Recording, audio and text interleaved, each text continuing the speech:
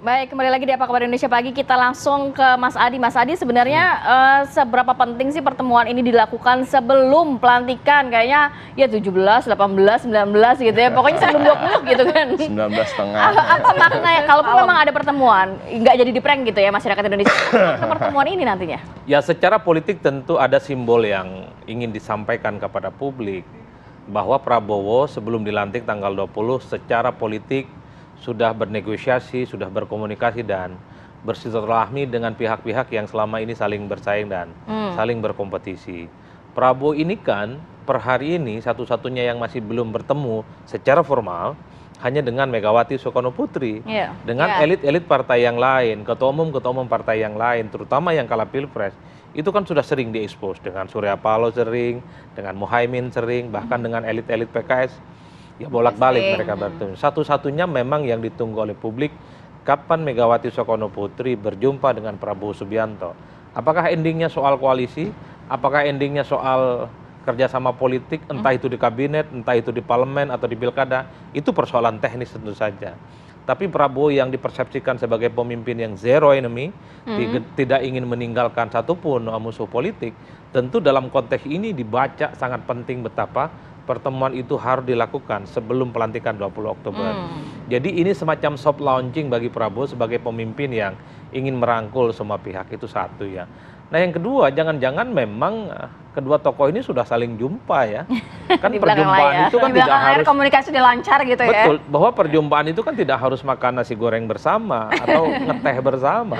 Kan sekarang begitu banyak instrumen yang memudahkan antar orang, antar tokoh untuk saling berjumpa. Bisa video call, bisa pakai Zoom, bisa hal-hal yang lain yang sebenarnya pembicaraannya itu soal apapun sudah bisa disampaikan secara terbuka. Dan saya termasuk yang cukup hakul yakin bahwa elit-elit PDIP dengan elit-elit Gerindra itu satu sama yang lain sudah saling berkomunikasi sejak lama. Undang-undang MD3 ketika tidak direvisi itu menegaskan hubungan PDIP, hubungan Gerindra, Prabowo dan Megawati itu baik-baik saja. Kalau tidak baik-baik saja, mestinya undang-undang MD3 itu diubah. Dan posisi ketua DPR belum tentu itu DPI punya dimiliki oleh PDIP kembali. Seperti 2014 yang lalu. Termasuk misalnya betul tidak ada kader PDIP yang datang ke rumah Pak Prabowo sehari 2 hari yang lalu. Tapi kan orang melihat ada sosok ya non partai yang teridentifikasi menjadi bagian dari PDIP sejak lama. Bahkan disebut-sebut Bu Sri Mulyani dari dulu dianggap sebagai PDIP kan. Dalam tanda kutip ya. Walaupun nggak punya KTA gitu ya, tapi betul. Tapi dianggap memiliki kedekatan secara politik meski kita tahu bahwa Sri Mulyani juga siapapun presidennya selalu adalah Menteri Keuangan. Yang ingin saya tegaskan adalah hal-hal yang semacam ini sebenarnya bahwa kenapa keinginan publik kepo gitu, ingin tahu soal bagaimana pertemuan Prabowo Subianto dan Megawati itu dilakukan sebelum tanggal 20. Ini tentu Prabowo ingin menegaskan, publik juga ingin tahu siapa sebenarnya pihak-pihak yang secara politik sudah selesai atau tidak dengan Prabowo Subianto. Kalau sudah tanggal 20 Oktober, orang sudah tak lagi bicara tentang romantisme, orang tak lagi bicara tentang bagaimana membangun kebersamaan. Prabowo sudah berpikir bagaimana menterinya yang dilantik, wakil menterinya yang dilantik, itu mampu mengakselerasi semua visi misi dan janji politiknya dengan cepat, secepat-cepatnya. Tak lagi bicara tentang rekonsiliasi, tak lagi bicara tentang ketemu. Fokusnya udah beda ya. Jadi harus selesai sebelum itu ya. Fokusnya sudah beda. Jadi ibarat pertandingan bola ini lapangan sudah oke dan sudah kondusif sehingga tak ada lagi persoalan-persoalan residu pilpres itu yang kemudian layak untuk dikhawatirkan. Saya kira di situ memang konteksnya.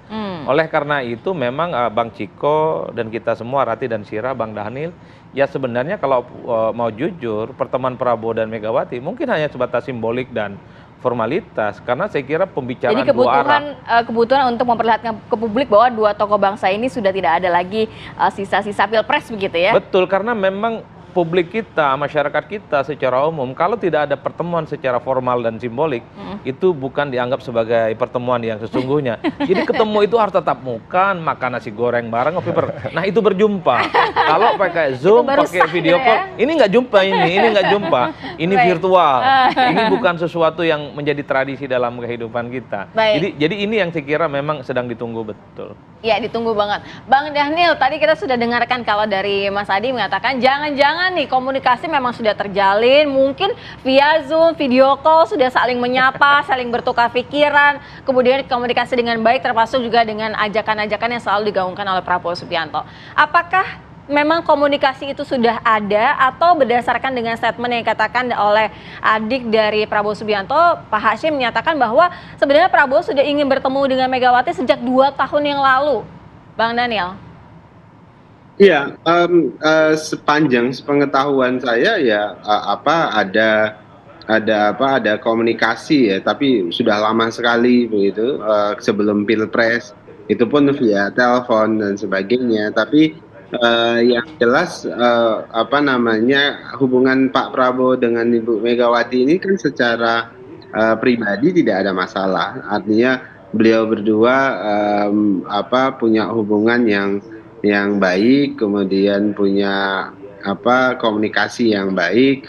Hanya saja memang ada dinamika politik yang kemudian membuat beliau berdua harus berbeda, dan itu hal yang biasa dan saling mafhum sebenarnya satu dengan lainnya.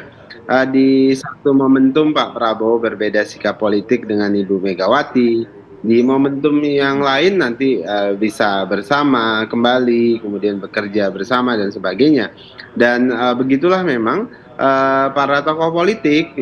Yang paling penting adalah bagaimana keduanya itu menunjukkan kedewasaan, keteladanan kepada publik, supaya setiap perbedaan itu selalu berusaha dicari titik temunya, di setiap dinamika itu selalu dicari keseimbangannya. Jadi itulah sebenarnya yang sedang terjadi antara Pak Prabowo dan Ibu Megawati saat ini.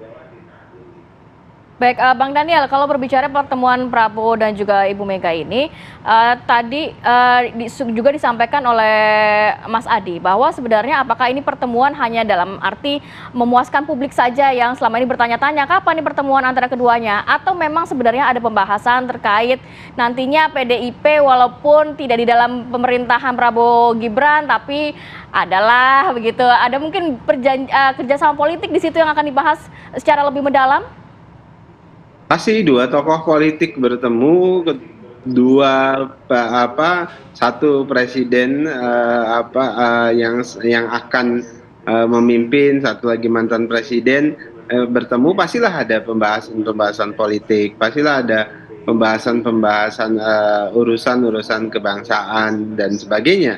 Jadi yang jelas pertemuan Ibu Megawati dan Pak Prabowo pasti menghasilkan keputusan politik yang signifikan, baik itu berpengaruh terhadap kabinet Pak Prabowo nantinya, juga tentu berpengaruh terhadap posisi PDIP secara politik ke depan. Jadi kita tunggu saja, dan saya yakin ada ada kebermanfaatannya untuk publik, kebermanfaatannya untuk dinamika politik kita ke depan.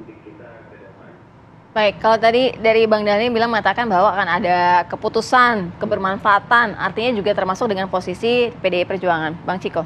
Ya insya Allah mungkin begitu, itu kan agenda-agenda yang kita prediksikan akan menjadi bahan pembicaraan, tapi kan di luar itu juga pasti ada yang kita nggak tahu ya. Kemudian Pak Prabowo dan Bu Mega tentu sebagai kawan lama juga memiliki hubungan historis yang begitu panjang, ya kan, saling membantu, saling mendukung, saling berseberangan dan lain-lain. Nah, ini kan menarik sekali dibandingkan dengan hubungan keduanya mungkin dengan tokoh-tokoh partai politik lain gitu di Indonesia. Dan ini memang yang menjadi suatu hal yang tunggu-tunggu. Tapi kalau saya bicara soal tadi komunikasi antara keduanya, kan komunikasi itu tidak harus antar keduanya langsung. Komunikasi itu bisa dalam berbentuk cerminan dari kerjasama politik, misalnya Partai Gerindra dan PDI Perjuangan di Pilkada serentak ini, gitu, yang begitu lancar gitu. Kita tidak pernah mengatakan jangan bekerja sama dengan Gerindra, atau Ibu tidak pernah memberikan perintah seperti itu artinya komunikasi itu lancar, hubungan itu baik-baik saja. Kita lihat di DPR RI bagaimana tadi MD3 yang pertama, yang kedua alat kelengkapan dewan. Sekarang juga udah terbentuk beberapa komisi baru di mana pimpinan komisinya paling banyak dibandingkan dengan partai-partai lain adalah dari PDI Perjuangan, dan itu semua lancar dinegosiasikan tanpa ada gejolak-gejolak. Ya, tentu kan itu artinya bahwa hubungan ini sangat baik, dan yang kita suka dan masyarakat juga kita harapkan untuk positif melihatnya, bahwa ke depan walaupun misalkan keputusan PDI Perjuangan tetap berada di luar kabinet, tetapi tentunya kita akan menjadi dalam tanda kutip ya oposisi yang konstruktif gitu, bukan sekedar semua kebijakan dari pemerintahan Pak Prabowo lalu kita menjadi kontra terhadap itu, tetapi kita justru akan mengawal yang baik-baik, tapi kita akan memberikan masukan dan mengcounter dengan aspirasi dan kebijakan yang alternatif yang lebih baik lagi gitu. Itu hal yang saya rasa kita butuhkan bersama, karena kita tahu sekarang negeri kita sebenarnya nggak terlalu baik dalam hal ekonomi misalnya di dalam negeri dan juga di luar negeri. Kita tahu ada persoalan geopolitik yang nggak kunjung selesai, dan bagaimana posisi Indonesia di mata dunia internasional itu sangat penting, dan kita harus jaga bersama lah, baik itu kita menjadi pengawal tapi juga kadang-kadang menjadi pemberi alternatif dari kebijakan-kebijakan yang dikeluarkan oleh Pak Prabowo. Oke, Mas Adi, kalau berbicara tadi Bang Daniel juga mengatakan kayaknya nggak mungkin kalau dua tokoh bangsa dan juga ketua umum partai politik, satu presiden terpilih, satu mantan presiden, nggak ngomongin politik, nggak ngomongin kerjasama politik. Ini kayaknya nggak mungkin. Nah, kalau Mas Adi melihatnya seperti apa? Ya, saya kira hakul yakin saya 1000% setuju dengan apa yang disampaikan oleh salah satu calon pembantunya Pak Prabowo ini, Bang Dhanil kan, yang insya Allah akan dilantik. Gitu. Amin. Menteri maksudnya gitu ya. Kan kemarin salah satu yang dipanggil toh, ini doa yang baik, ini harapan yang optimis gitu. Karena Bang Dhanil kan sebagai sosok yang menurut saya cukup dekat juga dengan Pak Prabowo ya. Nah, yang ingin saya katakan bahwa kerjasama politik itu ya pastinya all in ya. Ada yang sifatnya elektoral, bisa politik yang day to day yang terkait dengan pilkada, pilpres, ataupun komposisi menteri, atau bicara tentang bagaimana membangun Indonesia ke depan secara kolektif ya. Karena kalau kita mendengar narasi-narasi elit dan kondisi politik secara nasional, secara internasional ini kan tidak baik-baik saja. Terjadi perang di mana-mana yang ini dikhawatirkan akan berdampak secara signifikan. Maka tidak mengherankan kalau para calon pembantu Pak Prabowo itu kan kemarin ada pelatihan di Pembekalan itu pembekalan di Hambalang. Kalau kita sekilas misalnya info dari kawan-kawan media, itu materinya berat-berat itu. Geopolitik, betul, tentang bagaimana menumbuhkan lapangan pekerjaan dan seterusnya. Kayaknya banyak yang berbahasa Inggris itu. Pelatihan dari luar ini kayak sekolah S2, S3. Kan kalau menteri-menteri zakat kabinet kan sudah profesional, nampaknya juga nggak. Mestinya urusan begitu gampang lah ya. Nggak perlu translator. Nah itu yang saya kira pasti ada kerjasama yang menurut saya dibicarakan secara umum. Cuma secara politik menurut saya menarik. Kenapa pertemuan Megawati dengan Prabowo Subianto ini selalu dinanti? Ini menunjukkan ada kekuatan politik besar yang mestinya harus dipertemukan. Orang tidak terlampau galau, tidak terlampau kepo, misalnya kapan Prabowo Subianto bertemu dengan Presiden PKS. Terlampau cuek ataupun ya cenderung tidak mau bertanya-tanya kapan kira-kira Prabowo Subianto itu bertemu dengan Muhaimin atau dengan Surya Paloh. Orang menganggap bertemu ataupun tidak bertemu nggak ada persoalan apapun. Biasa-biasa Tapi saja kok dengan gitu ya. PDIP ini kok agak sesuatu Mungkin yang itu dijawab, spesial gitu. Dijawab juga pertanyaan masyarakat, PDIP ini akan menjadi bagian dari pemerintah Prabowo atau berdiri di oposisi mungkin. Itu lain hal ya sebenarnya. PDIP mau di luar atau di dalam kan tergantung PDIP dan tergantung apakah akan ada tawaran dari Pak Prabowo Subianto. Artinya apa dong kalau gitu masyarakat menanti-menantikan ya ini apa tentu menyangkut ini? PDIP sebagai partai pemenang pileg itu penting. Suara kursinya terbanyak per hari ini sekalipun pilpres. Ini sepertinya juga menyangkut apapun Megawati ini adalah mantan presiden. Kemudian kita juga tahu bahwa seringkali kita mendengar statement Prabowo Subianto akan membangun silaturahmi politik dengan mantan-mantan presiden. Bahkan Bang Dhanil berulang kali sejak lama mengatakan pentingnya ide presidensial club yang ingin mengakomodasi begitu banyak pikiran success story dari presiden-presiden sebelumnya. Ya. Ini yang saya kira memang menjelaskan kenapa pertemuan Megawati dengan Prabowo, Prabowo dengan Megawati, kapankah ini jumpa? Kan kira-kira begitu, Pak. Pas itu yang sebenarnya Akankah paling malam banyak. ini gitu ya? Ini tentu menyangkut soal personality dari Megawati. Dulu sempat bekerja sama, ingin maju Pilpres 2009. Ini juga menyangkut Megawati mantan presiden dan adalah anaknya Bung Karno. Dan adalah ketua umum partai yang hari ini itu menang pileg. Jadi variabel-variabel ini yang seringkali menjadi penguat kenapa pertemuan Megawati dengan Prabowo Subianto itu paling banyak dinanti. Meski secara politik juga ini kan nggak ada urusannya dengan masyarakat di bawah kan kira-kira begitu. Ini murni konsumsi elit, tapi secara simbolik masyarakat kita kan ingin melihat bahwa pemimpin kita itu akur. Nah, meski di seberang yang lain ada yang kemudian berharap kalau di antara pertemuan antara Megawati dan Prabowo, menarik juga kalau ada Pak Jokowi di situ kan ngobrol bertiga tentang kondisi bangsa dan tentang negara. Makin menarik lagi kalau Pak SBY nimbrung. Itu cocok Bang Daniel saya kira untuk disampaikan secara terbuka. Bang Daniel nampaknya sudah agenda lain Cuman ya. masalahnya Bang Jiko enggak dulu deh gitu kalau Bang Jiko. Jadi mungkin nggak, atau mungkin tadi dikatakan pertemuan tidak hanya Bu Mega sama Pak Prabowo, tapi juga ada Pak Jokowi tadi harapannya, Wah, iya. Pak SBY gitu. Rasanya enggak ya, rasanya ya.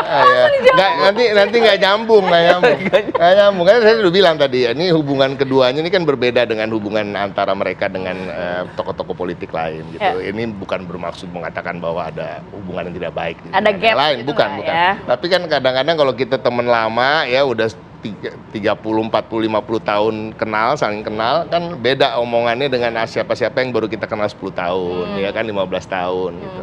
Jadi ntar pada lihat-lihatan lagi kok dia nggak nyambung banget sih gitu ya.